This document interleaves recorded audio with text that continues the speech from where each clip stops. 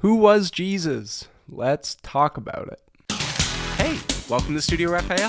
Today we're presenting a new episode of Let's Talk About It with your host, Aiden Brookstone. Welcome to Studio Raphael. Alright, I'm going to approach this one from just what I've learned about Jesus, and I'm not going to get too in-depth about things, because I feel like in some ways I kind of have already covered this in other videos, but it's just an interesting topic to talk about. Jesus to me has become very important, I'm not going to lie. As a Jew, he's become a very interesting person to me. You know, for a long time, I just kind of accepted this idea that Jesus was not my guy and I wasn't supposed to care about what he had to say and I was just supposed to focus on other things, you know? But not Jesus. That's just what I was always told. And through way of chance and through way of fate, I would say as well, and destiny, I ended up in church. And I ended up learning more about this man that we call Jesus. And my understanding took me to a certain point in the church. But then I started having more questions, and I started saying, no, I feel like this can't be all that Jesus was. I feel like there had to have been more. And it just got me thinking. Jesus, to me, was a man. He was a man like all of us. He was a guy that came to Earth with a specific mission, a mission that he knew that he needed to accomplish. I believe that he came here with a deeper knowing and a deeper understanding than the average individual.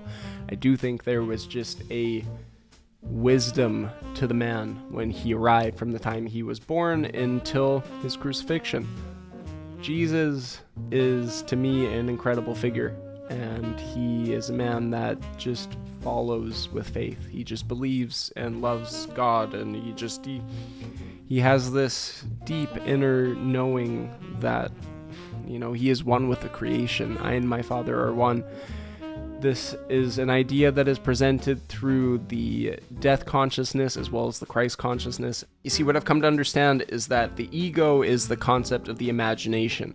When we're born, we're indoctrinated with a whole bunch of ideas. So by the time you die with this idea that, you know, I went to this school, grew up in this family, I lived in this city, I was born on this day, and you've created this entire manuscript of everything that you are and everything that you've identified yourself with.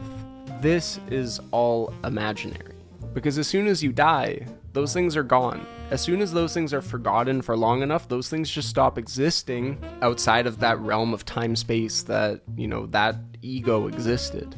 But what is constant and what is eternal is the Christ.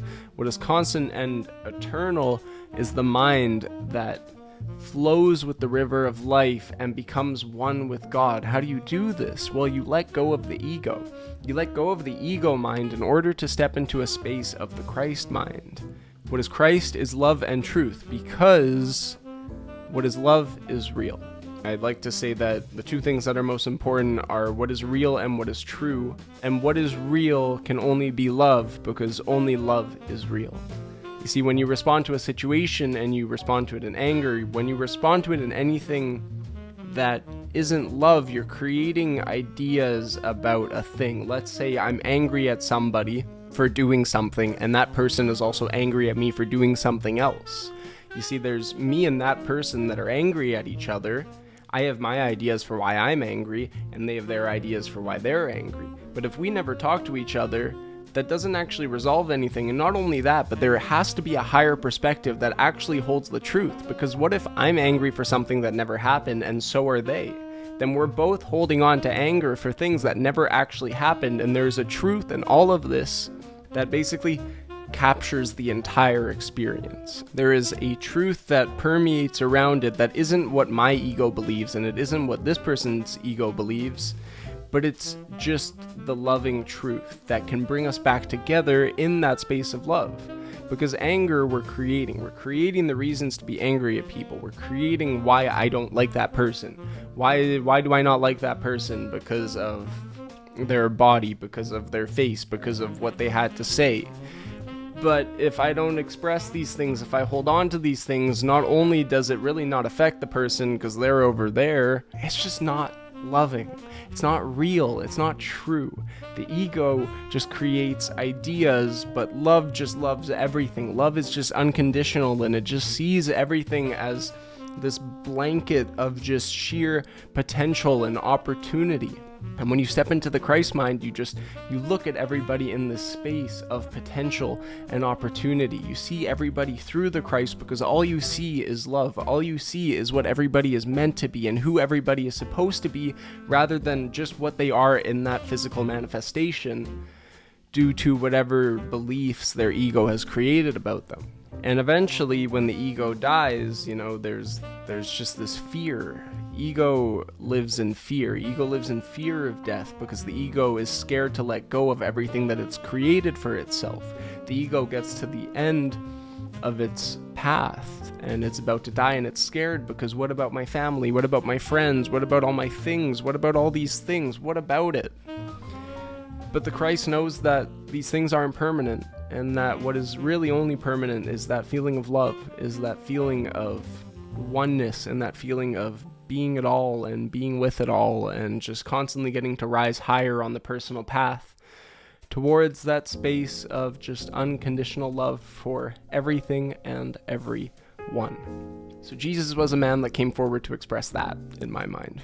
Jesus was the guy who let go of the ego, let go of the egoic beliefs, and allowed his mind to basically just become the open and empty vessel for the living word to express itself. It wasn't about what Jesus' ego wanted to express, because he was constantly allowing his mind to become a vessel for a higher source, for a higher power. That's God. That's Christ's mind. That's Jesus. Jesus was a man like you and me, and he didn't come here, in my opinion, to be the only Son of God. He came here to show us all what's possible as creative beings, as creators of our own reality. You wake up every morning, and whatever you attach to your reality is what you believe happens, You take these ideas and you're like, yep, this exists, this exists, this exists. I'm sad, I'm lonely, I'm depressed, and that just continues to manifest.